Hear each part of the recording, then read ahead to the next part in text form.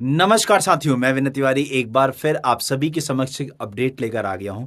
जितने भी हमारे दोस्तों ने एसएससी सीएचएसएल 2023 के फॉर्म को फिल कर दिया था और वेट कर रहे थे कि सर हमारे फॉर्म का स्टेटस अभी तक नहीं आया है, तो फाइनली वेट ओवर हुआ और अभी अभी केकेआर रीजन ने, केरला कर्नाटका रीजन ने अपने फॉर्म के स्टेटस को डिक्लेयर कर दिया है। तो आप सभी लोग जा कर के अपने फॉर्म के स्टेटस को अपने रीजन की वेबसाइट पर चेक कर लें कि आपका फॉर्म एक्सेप्ट कर लिया गया है या रिजेक्ट कर दिया गया है।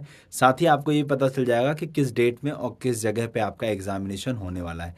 बाकी रीजन्स का जैसे ही कोई अपडेट आता है तो मैं आप सभी लोगों को बताने के लिए आ जाऊँगा। ऐसी जानकारी के लिए आज ही सब्सक्राइब करें एसएससी अड्डा 24/7 यूट्यूब चैनल। Thank you.